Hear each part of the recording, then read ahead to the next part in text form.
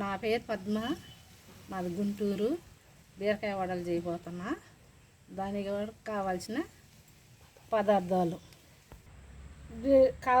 పదార్థాలు ఒక స్పూన్ పచ్చిపప్పు, ఒక అర స్పూన్ జీలకర్ర, ఒక స్పూను పచ్చిమిర్చి, 2 స్పూన్లు ఉల్లిపాయ, ఒక ఉల్లిపాయ, ఉప్పు తగినంత, పిండి అల్లం పేస్టు, పిండి ఒక అర గ్లాసు, చిన్న అరకప్పు, వరిపిండి వేసుకొని ఆ బీరకాయ రసంతో పిసుకోవాలి. కలుపుకునే విధానం: పిండి అరకప్పు వేసుకోవాలి. అరకప్పు వేసుకున్న తర్వాత పచ్చిపప్పు వేసుకోవాలి. పచ్చిపప్పు వేసుకున్నాక అర స్పూన్ జీలకర్ర, స్పూను పచ్చిమిరపకాయ ముక్కలు, ఉల్లిపాయ, చిన్న సైజు ఉల్లిపాయలు సన్నగా దొరుకుని, ఉప్పు తగినంత వేసుకోవాలి, సరిపోయినంత, కరివేపాకు, పుదీనా వేసి అల్లం పేస్టు వేసి 3 బాగా కలుపుకోవాలి. బీరకాయ నీరుతోనే కలుపుకోవాలి. ఇవన్నీ కప్పు పిండి ఒక్కసారి కలుపుకోకుండా పట్టినట్టు బీరకాయ నీరు తగ్గట్టు కొంచెం వేసుకుంటా కలుపుకోవాలి. నీరుంటా ఉప్పు సరిపోయిందని చూసుకోవాలి. చాలకపోతే ఇంకొంచెం వేసుకోవాలి. పిండి కొంచెం అంత జావగా కాదు, అంత గట్టిగా కాకుండా ఒక మోయనంగా చూసుకొని పిండి కలుపుకుంటూ ఉండాలి.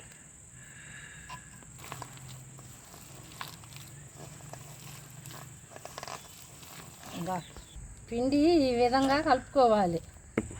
బాండీ పొయ్యి మీద పెట్టుకొని డీప్ ఫ్రిడ్జ్లో నూనె పోసుకొని చేసుకోవాలి. ఆ తర్వాత డీప్ ఫ్రిడ్జ్ తర్వాత నూనె పోసుకోవాలి. ఇది ఇలా చెప్పావా, ఇలా వండ చేసుకొని నూనె కాగుతుంది కదా, ఆ కాగినలో ఇలా ఒత్తుకొని గారెల్లో వేసుకోవాలి. డీప్ ఫ్రై అయ్యేదాకా ఉంచుకోవాలి. ఇది ఇలా వేసుకోవాలి.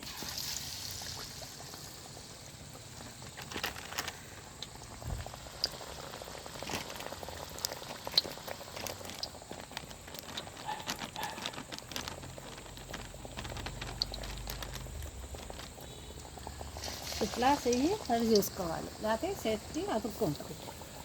ఇట్లా తడి చేసుకుంటే అతుక్కోకుండా ఉంటుంది.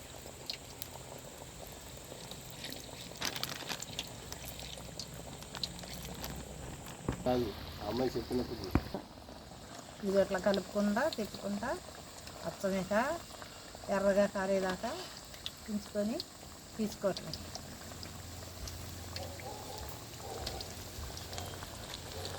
అన్ని ఎర్రగా చెప్పాలంటారు.